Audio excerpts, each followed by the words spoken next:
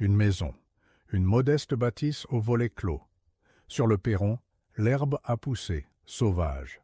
À l'intérieur, le silence pèse comme un fardeau. Ici, une famille a vécu. Ici, des rires ont résonné, des projets se sont construits, des espoirs ont pris racine. Aujourd'hui, seuls les murs restent, témoins muets d'un drame silencieux. Un couple, les visages marqués par la fatigue et l'incompréhension, tient une feuille entre les mains tremblantes.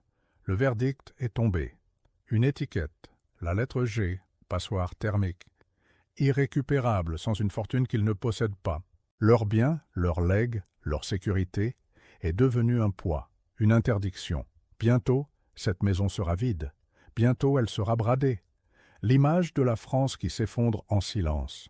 On vous martèle un message. Un mantra vertueux.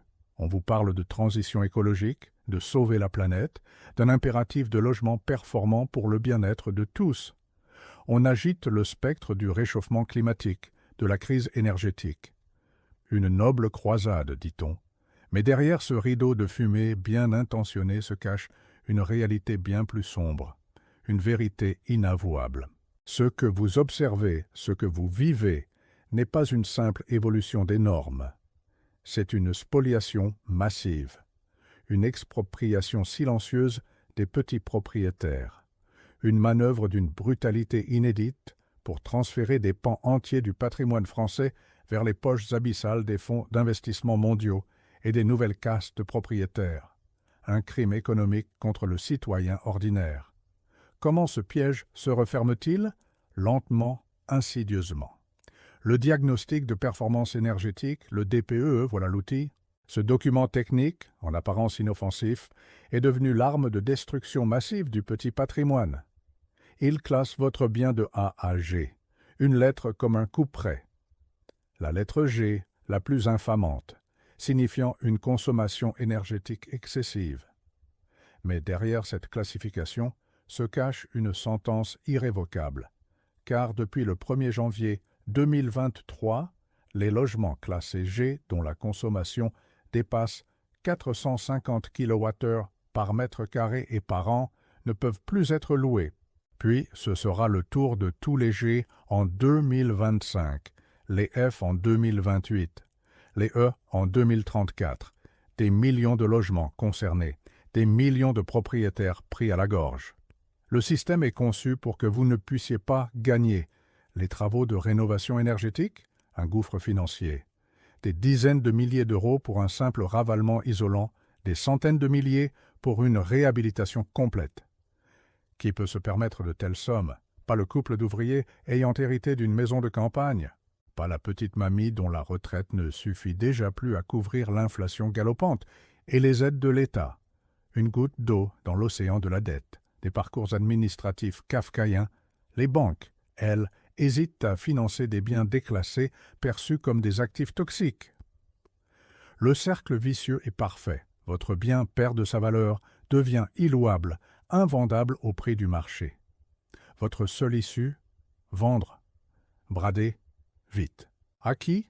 Aux seuls acteurs capables de digérer ce choc, les fonds d'investissement, les grandes foncières, ceux qui peuvent acheter en bloc, rénover à grande échelle et rentabiliser ensuite.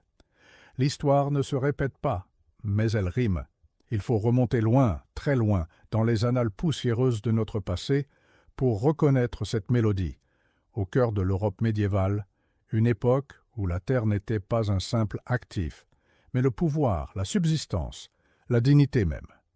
Au commencement, existaient des paysans libres, des haletiers, propriétaires de leurs parcelles, des hommes et des femmes autonomes, cultivant leur sol, maîtres de leur destin.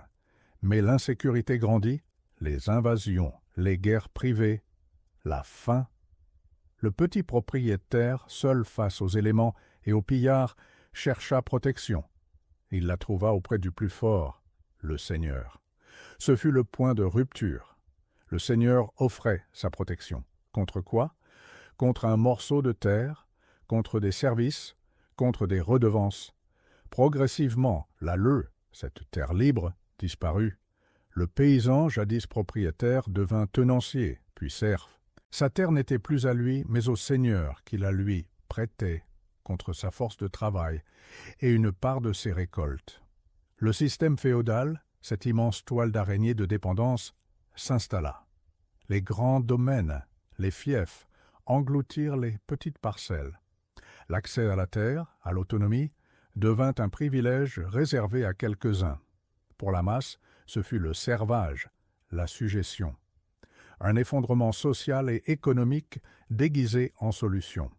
Les conséquences humaines furent d'une brutalité inouïe. Des générations entières furent enchaînées à la terre de leur seigneur, sans espoir de posséder, de transmettre un patrimoine libre, astreints aux corvées, aux impôts arbitraires, à la justice seigneuriale.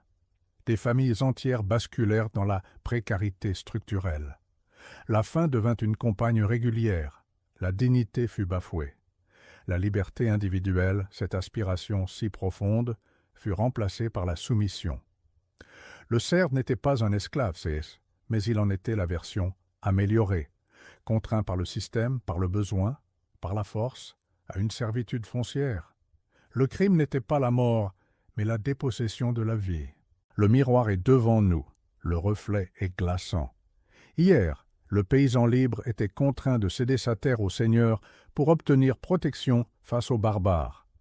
Aujourd'hui, le petit propriétaire est contraint de céder sa maison au fonds d'investissement pour obtenir l'hâte protection d'une société qui brandit l'écologie comme un prétexte.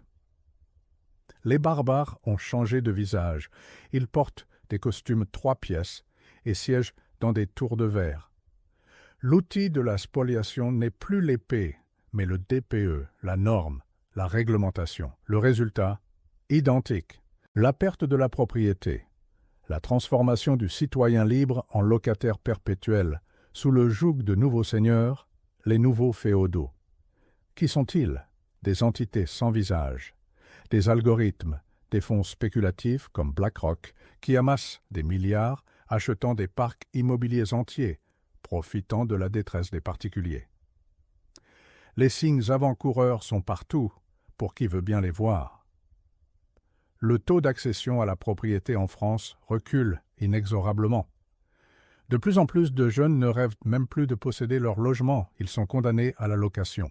Le marché du neuf est saturé par les promoteurs qui construisent des appartements pour le compte de grands investisseurs institutionnels. Les prix des loyers explosent dans les grandes villes, rendant l'accès à un logement décent de plus en plus difficile. Le nombre d'expulsions grimpe. Les fonds immobiliers, eux, n'ont jamais été aussi actifs, achetant des milliers de biens chaque année, transformant l'immobilier d'un droit en un simple produit financier.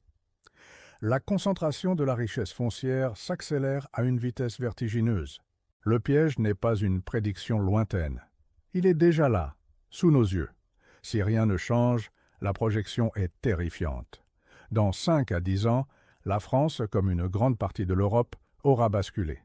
La propriété individuelle ne sera plus qu'un lointain souvenir pour la grande majorité. Une nation de locataires sous la coupe de quelques méga-propriétaires, des fonds géants dont l'unique objectif est la rentabilité, sans attache territoriale, sans conscience sociale. Imaginez des villes entières appartenant à une poignée d'entités anonymes. La précarité deviendra la norme. La capacité à vous loger dépendra non plus de votre travail, de votre épargne, mais du bon vouloir d'un algorithme, d'un conseil d'administration à l'autre bout du monde. Le patrimoine, ce bouclier social, cette sécurité transmise de génération en génération, aura disparu, laissant le citoyen nu face au choc économique. Alors que faire face à ce rouleau compresseur? Lorsque le système est conçu pour vous déposséder, la résistance passe par la diversification, par le fait de rendre inaliénable ce qui peut l'être. 3 piliers pour le survivalisme financier. Premièrement, l'or. Ce refuge millénaire, non soumis aux manipulations des banques centrales, qui a traversé les siècles et les effondrements de monnaie. Il ne paie pas de loyer, ne nécessite pas de DPE.